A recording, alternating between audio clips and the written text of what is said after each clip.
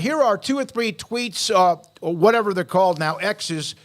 2 of them from Ross Dellinger on today's meetings. This one is from Gene Smith, 67 years old, he said he is, and became an AD at the age of 29. I did not know that. Trust me, I never wanted to come to the federal government to ask for help.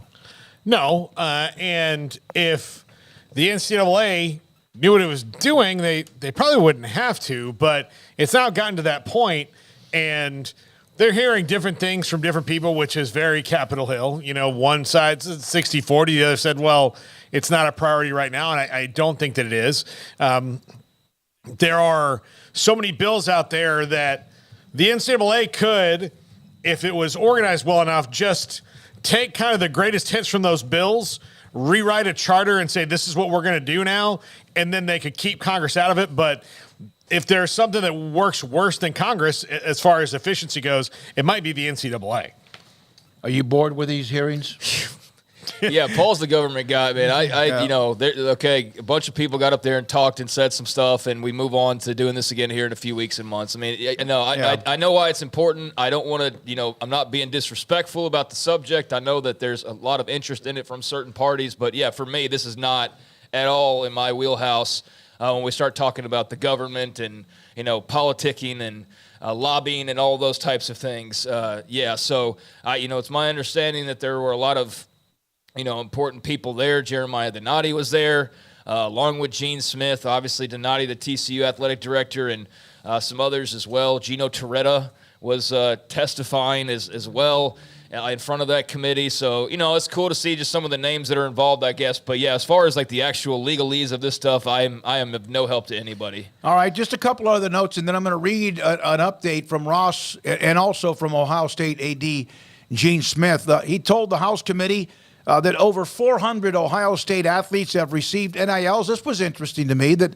most of the deals, football, not a surprise, but women's volleyball is also heavily involved. Maddie Solomon, who's a witness, vice president of College Football's Players Association, saying that NIL collectives are an extension of their schools, thus should be subject to Title IX. I knew at some point that would come up, and it has before, as far as the men getting most of the money. The men also in college athletics generate the largest part of money because of football and also men's basketball. That is, and that's kind of that's a difficult argument to see all the way through, because NIL is about individual name, image, and likeness, and not collective name, image, and likeness. Technically, because yes, you can decide to do what Texas Tech has done and fund the roster at everybody's going to get this minimum, but it's still they're making those contracts with each individual person based on their supply and demand. So how Title IX would work into that, I'm not sure, because again, it's all about supply and demand. So you're saying if they decide to do this for 7 football players, they have to do this for 7 woman athletes the same way, even though... How much would that change NIL? It would change it a lot. How much would that, those who are supporting NIL financially, how many of them would then stop being a part of NIL if they knew that it wasn't going straight to the football team? Let's be honest. That's where all the money is in men's basketball. If they had to spend, let's say, $100,000, but it's going to be among all the different sports evenly, would they do it? Would they contribute to the NIL collective, or however you want to call it? Well, everybody would be under those same rules. So if you wanted to give your football program any kind of advantage, you'd kind of have to. But then again, like that's part of the reason why they're probably keeping it separate, so they don't have to fall under those guidelines too.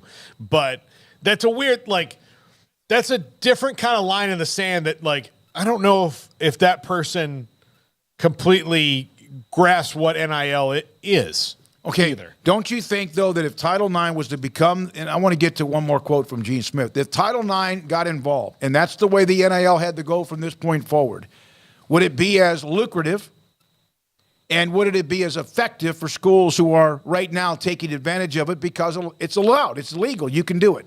Effective, I think, sure, because there's always ways, but I wouldn't be as individually lucrative. There's 5 people in this room. If one of us was getting more NIL than all the rest, and then somebody came in and said, it doesn't matter who you are, you have to spread it equally out, then for especially the one person, it's not as individually. Well, will Title IX be the reason that Congress eventually gets involved if that's what it comes under? No. Okay. I mean, like, it will be an excuse, not a reason. Ross Dellinger, kind of in the summary today, after an uneventful 9th NIL hearing, Ohio State's Gene Smith revealed his solution, changed scholarship rules to permit schools to pay athletes for the NIL rights. Afterwards, he took a deep breath. Smith said this: some people believe the money to athletes should flow through the institution. I'm not one of them. Unless we settle on a new scholarship model, we give room, board, tuition, cost of attendance, and the Alston NCAA money. What you do is add to the scholarship model an amount of dollars for NIL money. And he's leaving, remember? He's retiring here in about a year. Yeah, I mean, like, there's a lot of different ways to do it. I think the best quote I heard from the whole thing, I think it was yesterday, was if college athletics wants athletes not to be treated like employees, they need to stop treating them like employees. So they either to make them employees and go that way and flow the money through, or come up with a system that everybody's comfortable with. But maybe that's it. Maybe if you're going to flow it through the university, it all flows to the same fund. All right, the chat room is rolling.